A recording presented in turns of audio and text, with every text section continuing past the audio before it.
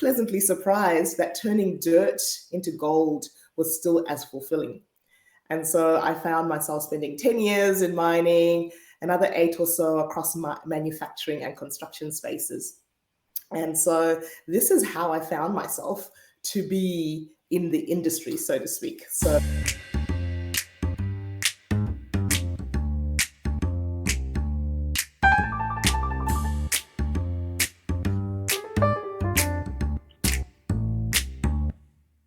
this is Chocolate and Coffee Break, a compassionate proposition, a space to share stories, bridge divides, and spark meaningful connections. So grab your chocolate, pour your cuppa, and let's break down barriers, one conversation at a time. And now, here's your host, Andrea Putting. And welcome to another episode of Chocolate and Coffee Break. So today I'm sharing a cuppa with Brenda Denbesten, an engineer, speaker and changemaker who's helping people find their voice and courage in workplaces that haven't always welcomed difference. From being the only woman and often the only Black person on site to leading conversations that help others feel seen, heard and valued. Brenda's story is one of courage, compassion and connection. So grab your chocolate, pour your cuppa and join us for a heart-opening conversation about belonging, bravery and breaking barriers. So welcome, Brenda. hi, Andrea. Fantastic to be here. Thank you so much. And thank you so much for coming on the show. I know we're going to have a good one. So I'd like to start with a conversation starter from my little conversation, my heart-opening pack. And my question to start today is, what is one thing you are determined to do in your lifetime? Ooh. So the one thing that I am determined to do is to impact 100,000 women in male-dominated spaces.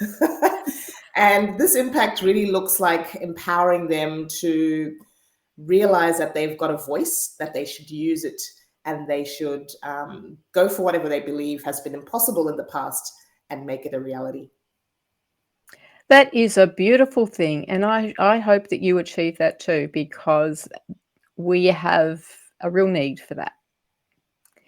And that leads beautifully into what we're going to talk about today. So I'd love you to share with us about your experience of, well, let's start with what it is that you were doing that led you into this pathway, because as we said in the introduction, you're an engineer. So I'd love to hear more about that experience that you have had as a woman, as a Black woman, which isn't, in Australia, that isn't extremely common, and how you have handled that. Yes. So, Andrea, I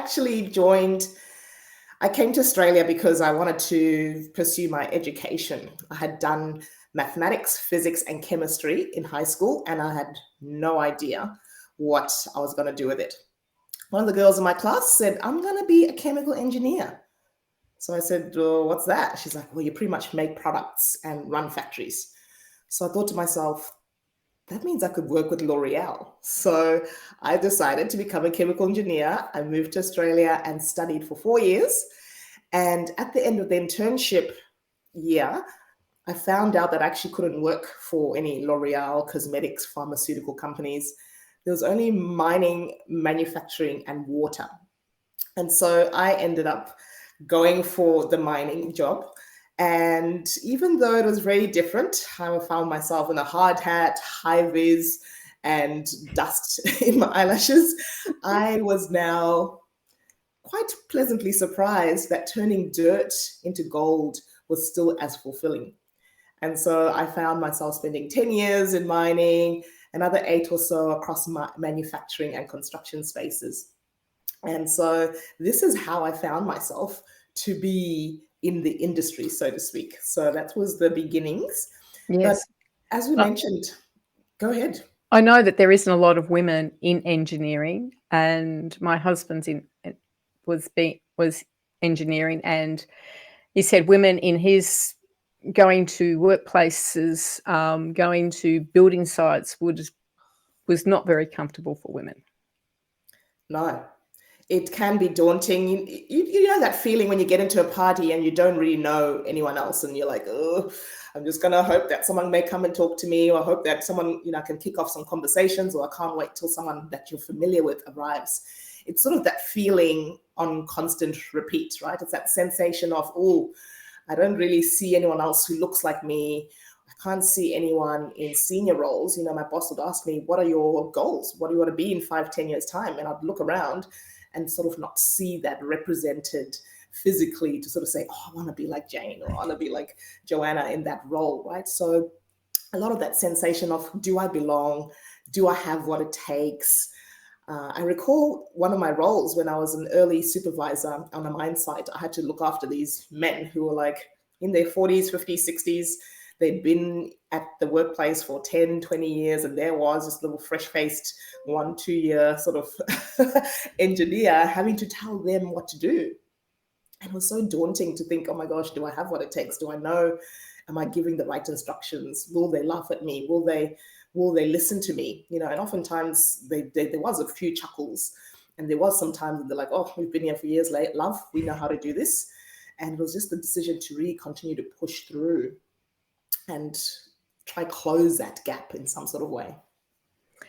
Yeah, I imagine it would have been difficult because a lot of men in those kind of places, they don't think women belong there. Yes. There's a lot of sentiment, differing. I think it's probably changed now, 18 years later. There is a lot of publicity now about the importance of women's participation in these sort of spaces. And so there is much more awareness and training and just really helping people to shift their unconscious biases. Whereas, back then, definitely people would just say what they wanted when they wanted, unaware, unaffected by what the repercussions would be for the woman on the other side of that conversation. So what did the experience of being the only one in the room teach you about? Look, I decided very, very early on that I was someone who was going to be quite ambitious, someone who was going to get what I wanted out of my career. I had been in a role for 5 years without a change in my pay, without a change in my job title, and without a change in anyone who was above me in the roles that I could have potentially moved into. So to me, that sent some red flag signals. And what that meant I ended up doing was actually going forth and starting to put my hand up to go to seminars. First of all, I moved jobs. I moved 600 kilometers away to another state, far north of South Australia, for those Australians listening on the show today. And that meant that I started to put my hand up to go to seminars, conferences, places where women were who had risen in leadership, so that I could see what was possible. There's a famous quotation which says, "If you can't be what you can't see," and I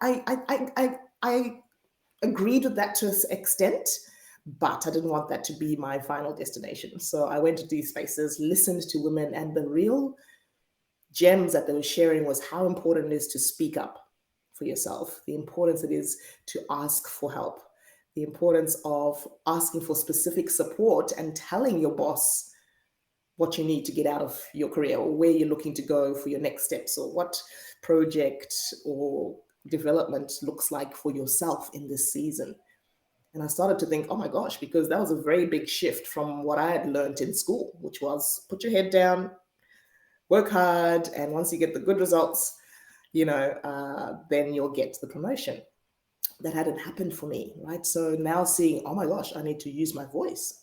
I need to ask for things. I need to showcase what I'm doing. I need to talk about my achievements. Isn't that bragging? Isn't that being, not humble? But that was the cheat code that started to open up doors for me. And, when I look at the 5 years after that, I had 3 promotions within that period instead of the first 5, which had 0. So I think that was really an eye-opening moment for me around the importance of communication and what that can unlock for us. And that's a really important thing, especially as women. we do tend to pull ourselves back. Majority of women, not all women, but we do pull ourselves back and not wanting to make waves and think that that's the way to go.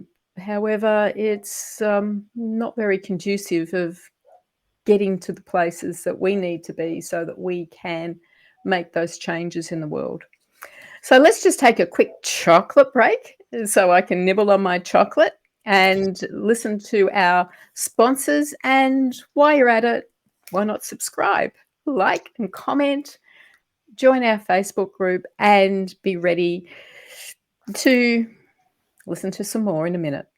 When I hit perimenopause, all I heard was doom and decline until I took a sacred pause and I went searching for women who were radiant after menopause, like Dr. Christiane Northrup, Dr. Vandana Shiva, and the late Dr. Gladys McGarry, still shining at 103. In this book, I share their stories and wisdom and the magic that menopause truly holds. 7 Wonders of Menopause is a sacred reminder. You're not ending, you're returning. Available at independent bookshops in Australia and Amazon around the world. Did you know that only 30% of speakers are women and that only 13% of panels feature women? In order to change that, there is now a directory at womenspeakers.com.au where you can go and search for a speaker. We also have groups on Facebook and LinkedIn under the name Australian Women Speakers, where you can just go and post about your event and women will respond.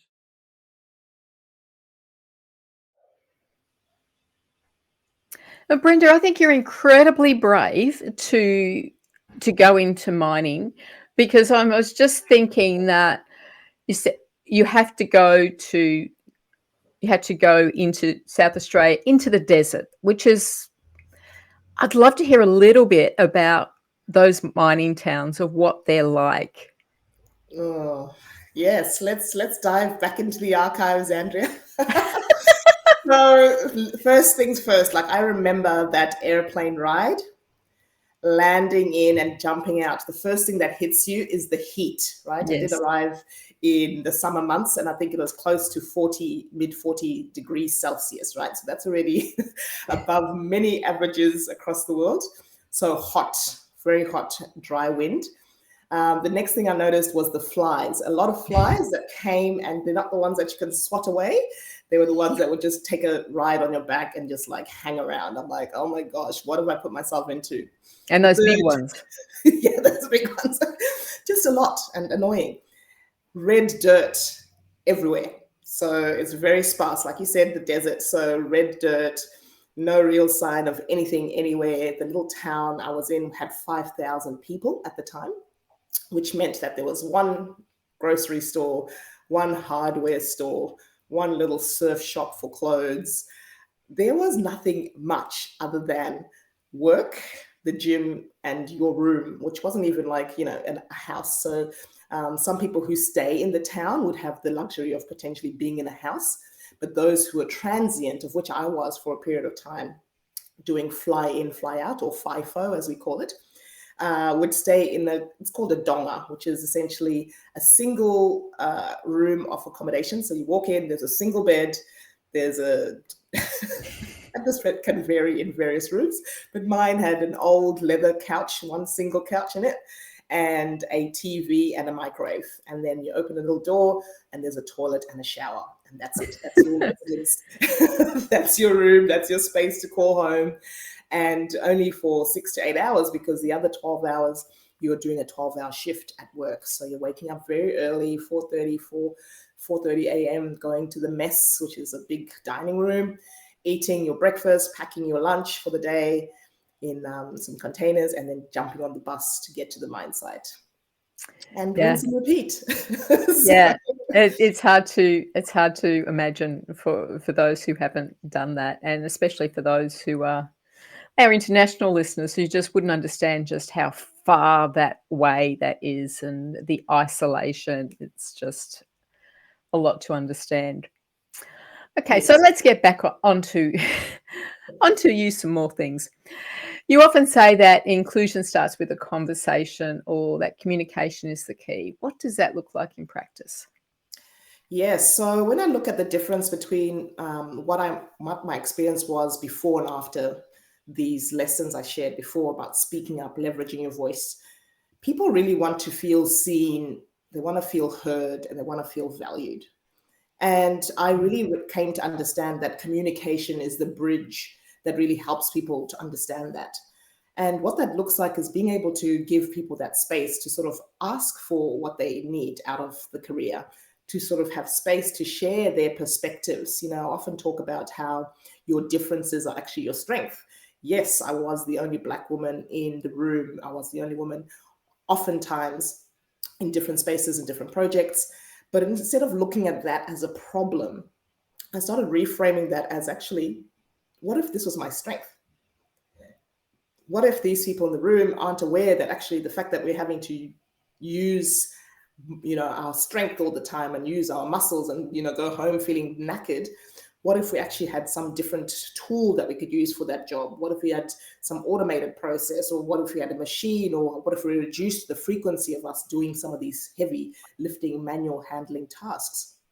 And so simply by me asking the question, people are like, oh, well, we've never done it like that. But there's no reason why we couldn't look into it. And things started shifting simply by me putting my voice in. And when I used my voice and it contributed to a certain step in the process, I felt like, oh, I do have something to add. I am adding value. And this is really the key for people to feel included, for people to feel like they belong in a space and are contributing. And at the end of the day, that's really all that us humans desire, right? So I help women now and professionals in male dominated spaces to bridge that gap, often from the technical, the design, what we need to do, to the human connection of, hey, are you feeling okay? Hey, are you happy with what you're currently doing? Is there a way that we can support you better? Because I'm really loving what you've done in the past, but I'm seeing you've sort of declined, right? So those conversations, which take some courage, which take some compassion, which take a decision to be intentional about it, really unlock the trust, they unlock that inclusive nature, which helps a lot of things that we now support leaders to do. Yeah, and that's beautiful because there is so much that we can do if we are willing to embrace who we are and embrace those differences, because really that's what chocolate and coffee breaks is all about, embracing those differences and celebrating that we do have the differences while we're still a lot the same. So how do we embrace those differences? How do we recognize our differences as our strengths? Oh, this is my juicy, juicy bits. Look, Andrea, part of my role is to be the chair of the Intersectionality Advisory Committee for the National Association of Women in Operations.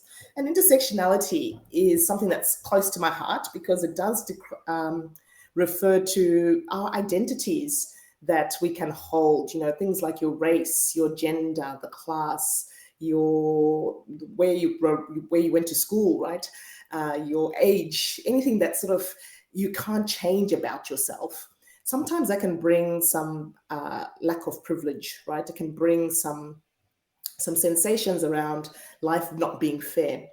And I'm always a glass half full type of lady. And so I actually look at that the other way. It's like, okay, well, because you have this, what does that mean that you can do that someone else perhaps cannot, right? Looking at experiences we have, loss, grief, losing someone, what can that do? How can you shift that so that you can actually see it as a strength? I went through a very challenging period in 2011 where I had a partner who put me in a precarious position, right? And I found myself spending 6 weeks in a maximum security prison. Wow. And that was very unexpected. It was very much out of character. It was very much something that I was just like, what the actual heck, right? But now it's in the hindsight, in the rear view mirror. And I look at that as a scenario in my life where I could either just, want to push that under the carpet, want to forget about it, it never happened, or I can look at it as actually, this is something that I bring to the table. This is a difference that is actually my strength. Why would I say a 6-week stint in a jail would be my strength? Well, I recognize the importance of gratitude, right? I was in an Australian jail and not a Zimbabwean one. That meant a very big difference to what my experience could have been like.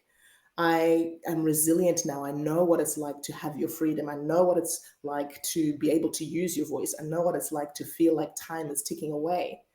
And so now I use that to also be empathetic. You can't judge a book by its cover. You never know what people are experiencing and why they experienced it, right? So being able to bring those skills, those tools, those that awareness to the table now helps me be helps me to be a stronger leader, helps me to be a better leader. And so my challenge is always about helping people to look at, hey, what do you feel like was terrible about your life? Or what do you feel like, people say about you that you feel like, I don't really see why that's a strength. Yes, people say I'm very measured, or people say, the other day, one of the clients said they felt poised and they didn't feel like that was a positive thing. I said, well, it actually is, because you're calm under pressure.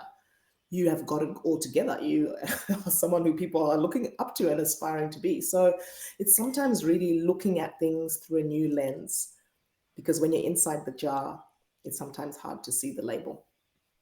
Yes. So let's just take a quick chocolate break and be back in a minute with more from Brenda. Introducing 123 Read to Me. We give books to children who don't have books so they can succeed. Help us give away books to supported playgroups, kindergartens, schools, community events. Come and sort books. Donate money. $5 equals one book in the hand of a child. Because just one book a day creates clever, kind and confident kids. 123 Read to Me. If this interests you, let's talk. You've ticked the boxes: career, commitments, calendar that's more packed than your pantry, but something's still missing. In Compassionate Purpose, Andrea Putting invites you to stop chasing busy and start living with intention. This book is about real fulfillment through small acts of compassion, purpose-driven service, and meaning that last. No pressure, no perfection, just purpose with heart. Compassionate Purpose, Discovering a Life of Fulfillment. Search for Andrea Putting on Amazon. Brenda, you've become a voice for change, not just for women in STEM, but for anyone who's ever felt they didn't belong. So what drives you now on this mission? Oh, this is such a beautiful question, Andrea, because so many people come to me and say, I don't really know if I've got anything of value to add. I don't know if there's something I can teach other people. And there always is. Humans are built to continue to evolve, to continue to strive for more. And I always am shocked and surprised when I tell someone something that unlocks this door for them to think differently, for them to see what's possible, and for them to really see themselves in that possibility. And so that's what drives me to continue to do this day after day, to continue to share, hey, actually, you may be frustrated with your career growth because you haven't been speaking about your achievements. You haven't gone out of that comfort zone into this growth zone, right? And things that may seem simple to me are actually things that are profound to them and that shift their trajectory. So that is really what drives me to continue to pour in and drop and plant these seeds across many, many women, because you never know where people are going to get to. You never know the decisions they're going to make, the roles they're going to hold, the changes that they can actually create. I'm just one person in my own little patch of land, but as many more go out and infiltrate their little areas, things change, right? Things can move, and that's what drives me. Yeah, and it's that ripple effect, isn't it? It's if I can make a difference in one person's life, then they can then make a difference in somebody else's life, and so on and so on. And we don't know where those ripples go. And we just got to think that one small thing that we might do or say could, in all reality, it just change the world, because it just keeps rippling out. And it's quite a beautiful thing, isn't it? It definitely is. It definitely is, Andrea. And I'm a co-founder of a company called Speakworthy, and what we do is we really help underrepresented voices. So that could be women in male-dominated spaces. It could be migrant women who've been taught, hey, speak only when spoken to. It could be people who've made mistakes in their careers and like, oh my gosh, I've blown it. I don't know if things are now possible for me to shift and move and pivot. It's really being able to amplify those voices and saying, hey, actually, you never know what will shift when you shift, right? And which door will happen and open for the next ones, even though right now you're the only one. I do love that name because we are all speak worthy. We are all worthy to be heard and to share our voice. So what I see is that it's really about creating cultures where everyone feels seen, heard, and valued, which is very much my mission in the world. So I like that we have that in common. Yeah.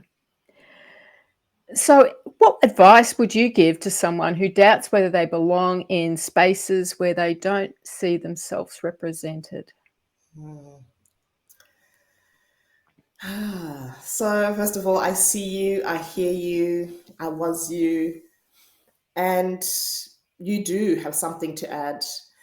I want to encourage you to take the courage to move into that space, to think about what life would look like if everything worked out. Because often as humans, we think about what if it doesn't work? What if they hate me again? What if I'm just pushed out?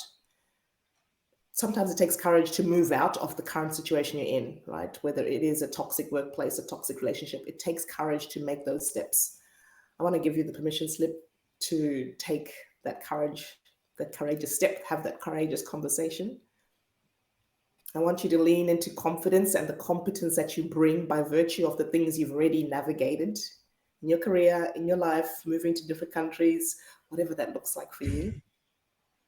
And lastly, lean on the community that you have. Always, always, always, you need support, because I've got a favorite proverb I tell everybody. Kana uchidaenda uchikurumidza enda wega. Kana uchidaenda kure hande itose. And when we translate that, it says, if you want to go fast, go alone. If you want to go far, go together, right? It's not something that you need to do by yourself. We're all in this together. So surround yourself with the community that you require to make the next step. And that's a wonderful, wonderful proverb, because it is so true that when we do work with other people, we can go so much further, we can climb so much higher, and we can make that difference in the world that we are all longing to make, because that's something that I firmly believe that is within each of us. So I really do love that quote. So Brenda, if people want to find you and discover more about the wonderful things that you are doing in the world, where can they find you? I love this. I am very active on LinkedIn. So please, please, please head on over to LinkedIn. Let's connect. Let me know that you've listened to the podcast, the TV show, wherever you've heard of us. And if you'd love to contact and jump on a call, I'd love that too. Jump on www.speakworthy.com.au/contact. Wonderful. Because I'm sure there's plenty of people, plenty of women out there who have had similar experiences, and we want to lift them up so that they can share their voice with the world. They can be proud of who they are, because they all have something beautiful to share. So our Brew the Challenge this week for everyone to have a go at is to share a chocolate and coffee with someone who's maybe in your workplace or your social group, or maybe a church group, whatever it is that you're involved in, that you don't really know, that you haven't really had a connection with, and listen to their story. Ask them about their life and what they do and what it is that they want to share with the world. So thank you, Brenda, for being on the show. I've really appreciated you joining us today. And don't forget to subscribe to the show, like and comment, and just go out there and share your chocolate and coffee breaks so that we can all let love be the loudest voice.